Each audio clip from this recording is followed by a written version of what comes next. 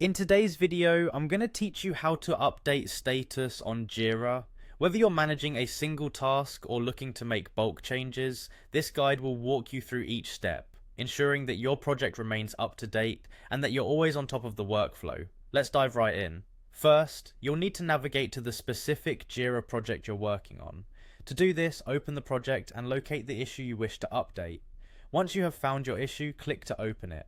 This will bring up all the related details and is the starting point for any changes. Next, cast your eyes toward the status field. You'll usually find it near the title of the issue or within the workflow section. It's presented as either a drop-down menu or a set of transition buttons. This status field is critical as it indicates the current phase of the task. To proceed, choose the desired status from the drop-down or the available options in the workflow.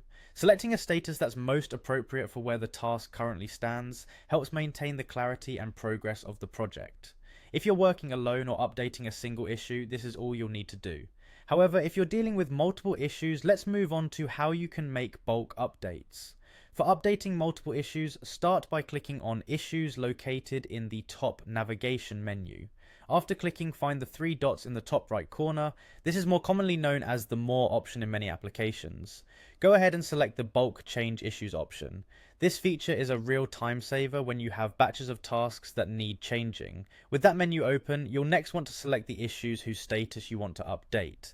You can do this by ticking the checkboxes next to each relevant issue. Once you've made your selections, go ahead and click on Next. This will lead you to a new screen where you'll be asked to choose an operation. Here, select Transition Issues, then click on Next again. Now it's time to set the desired status for these issues. This option should be visible, and it will display the various statuses that have been defined in your project's workflow. Make your selection and click on Next once more. You're almost done. Finally, take a moment to review all the details you've set. It's an opportunity to ensure everything is correct, including the selected issues and their new statuses. If everything looks good, click on Confirm to initiate the change process.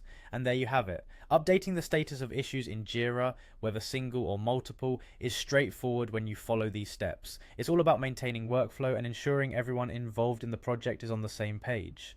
Thanks for watching, and be sure to check back for more helpful guides.